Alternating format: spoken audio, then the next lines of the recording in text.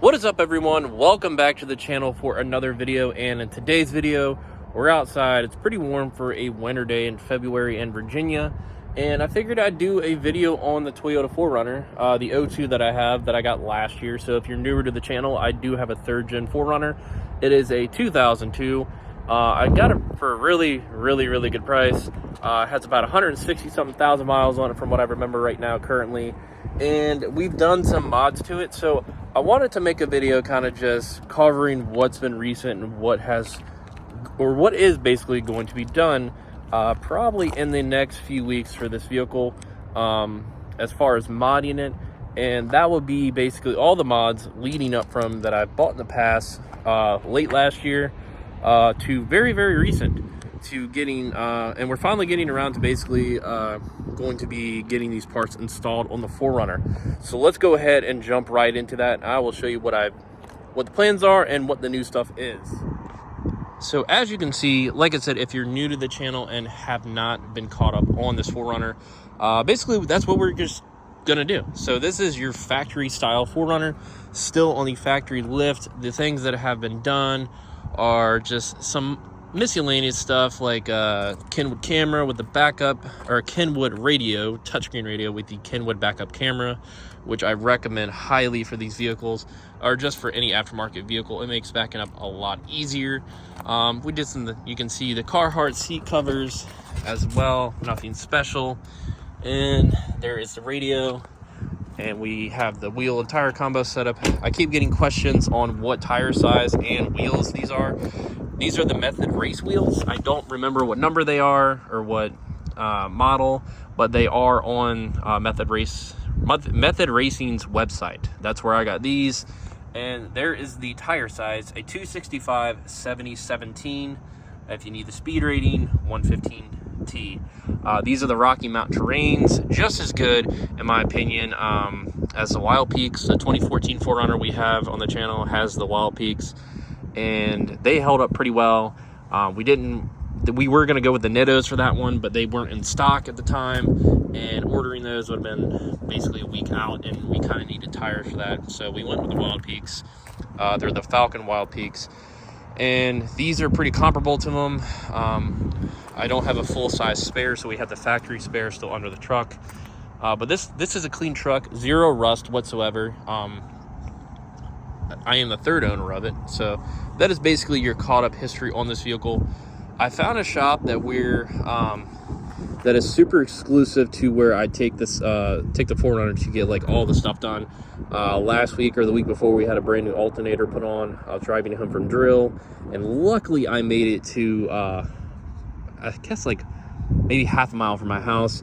All the battery light itself and like all the dash lights came on, so I pulled into the parking lot, checked the vehicle, turned it off, didn't know what was going on at first, went started again and it wouldn't start. So right there I was like, well, luckily I got here because I ran on the battery. Didn't know until I guess it got low enough, because these vehicles, unlike the Mustang that I'm used to, doesn't really, I don't think it has the dash doesn't have like a battery indicator, tell you like if it's charging, where it's charging, I guess voltage wise.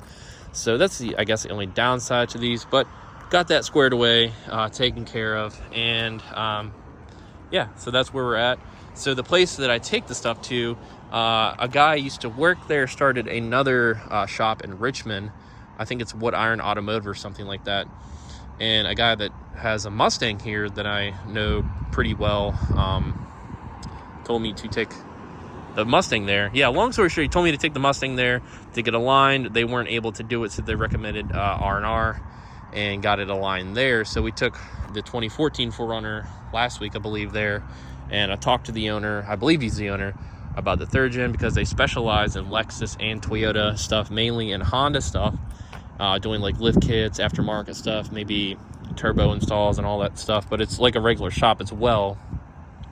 And I was talking to him about what we're going to do next, change this grill out. So we're going to change the factory grill out to the I think it's SEQ Fabrications one that I got last year. It's going to say Toyota right here, and this color is going to have this little grill thing. This one's come loose, so that's already included, and it's going to have the Raptor lights, and it has 3 variations. You can change the color of it to like a white, I think to like an amber, and then I think like a dark blue, but we're just going to keep it amber or white because that's probably the best looking for this. So that's one thing that they're going to do. We did receive, if you're familiar with the chase lights, I thought it was really cool. So there is the backup camera. I actually had Car Toys do that back in December. So if you're local to Richmond and Car Toys, you've heard of them and weren't familiar if they're still around, they actually are. So we're going to take this spoiler off, this factory spoiler. It's very light, you know, it doesn't feel like metal, but I guess it is metal. We're going to get the one to the website that I ordered it from, Snowbound Customs. I posted in a short and people started commenting, oh, I don't see the parts to get from there. They're on the site, but they make like, it's a very small niche kind of shop, I guess. So they powder coat these, but the one I got is bare metal for the part that I'm about to show you that I also got from them. So I didn't know until I saw on their post that they offer, I think like for another $50, they'll paint it for you. So I talked to the guy at the Toyota place, Ironwood, and he said that he knows somebody that does the powder coating pretty well. So we're just going to drop it off and have them install these with the Baja lights. So basically it's going to be this, another spoiler, and then in these portions right here, they're going to have the Baja lights, and then we're going to have a control panel, I guess, or something. I have like a control board to where we can activate the chase lights. And the main reason I got it, because it looks cool, obviously, but it's also, I figured it might help for backup, because you can have them, like, I guess, put out light output for reverse, and then like in certain, whoa, didn't see that there. There's just a total drop there. Yeah, so it help you back up. That's the basic, you know, besides looking cool, I guess. They're going to install the hood struts that we got, and I recently got this last week. So this is going to replace the windshield washer reservoir.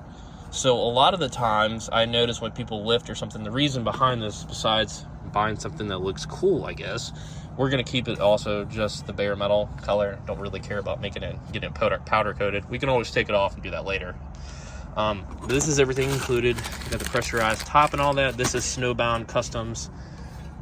This is one of their parts. So if you're looking for stuff like this, what this is going to do is kind of relocate. So if you're running a bigger tire and a lift kit, which I plan on doing after lifting this, maybe running a slightly bigger tire, it will rub right here and hit it and crack a hole in it. Not that that's a big deal, but we're just going to go ahead and take care of it. It looks, kind of just gives you a little more room to play, I guess.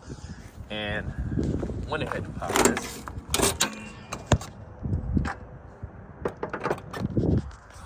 And it's going to take this out. You got to move this a little bit, but it's going to sit right here. You don't have to drill anything. It's basically a factory hookup, or reusing the factory area, but to look a lot better, cleaner, and to kind of get out of the way if you plan on lifting something like that. So we're going to do that. And then the last thing, I do have a K&N intake, but apparently the oil filter, the way that they oil them, make the check engine light come on. That's another conversation I had. So we're just going to keep the factory for now. But there's a new alternator. But overall, that's where we're at. Also, people ask me where I got the Bugstone deflector. This is an ABS one, ABS 2. So there's two variants. The first one only comes here. This one, ABS 2, wraps around the fender. So that's what I wanted. Accidentally had the factory one from the car wash, the Toyota OEM one, crack right here. But they were cool enough when it had to replace, but Toyota does not, or they discontinued the OEM one. So I found this one on Amazon. I found it on Amazon for about $70. They also have it on eBay for $100 something, I think like 104. Wow. So yeah, they have it for $104 if you want to get it off eBay. Same one. That's what it looks like. So you guys asking where I got this, it's not on Snowbound Customs website. It is on Amazon. And the last thing that we're waiting on that I'll probably just do myself is it should be almost about time to have these retrofitted headlights that are being built that I ordered the week of Christmas last year be shipped here soon. So we have the Oxydo lights. Hopefully they'll work out for that. If they don't, we'll figure it out. But it's going to be a lot brighter. It's going to be a lot cooler looking and better. So I got them pretty basic. And then we also have the RCI skid plate kit as well under there. If you're new to the channel, that's the other thing that I did. And yeah, then we're gonna add the lift kit later on, hopefully before summer maybe, and then we'll remove the step rails maybe, or keep them. I'm not sure. A lot of people say remove them, but I also do like the way it looks. But if I do remove them and want step rails, we can also just throw on some infabs or something like that. I'm sure there's some brand out there that makes step rails for the 3rd gen 4Runners. So this is basically your updated video on what is going on, where it's been, and what's next. So we're gonna install that washer reservoir hopefully this weekend, get that grill replaced, the chase lights. I just need the command control pedal thing or whatever it is, and figure out where it's going to be installed on this. I want it to look clean, like I basically said with the Mustang and the 4Runner. Less is more to me. And then I think that's going to be it, besides the lift. It's come a long way, super fast. Oh yeah, the hood struts and all that wonderful stuff. We're going to get this car taken care of and make it look good. And then we'll focus back on the Mustang. Like I said, if you've seen the last video, I got the MBRP exhaust for it delivered. We just have to find time to have that put in, and then figure out what we're gonna do with the boreless stuff. Probably store it, look for another rear bumper, get that starter in, pull that heater core, find that dash, throw it in, and see, start driving the car and see what happens. And then we're still on the lookout for the S550. So the plans are moving kind of slow, kind of fast. But yeah, that's where we're at. So I appreciate you guys stopping by. Make sure to give this video a thumbs up. Hope you're enjoying the shorts that are just random, from music to comedy and to cars. So yes, I do stand-up comedy freely on the side, not paid for it or anything, just open mics, and I will be posting shorts here and there from stuff that I think is funny. If you don't, oh well, I don't know what to tell you. But yeah, I'll catch you guys later. Have a good one.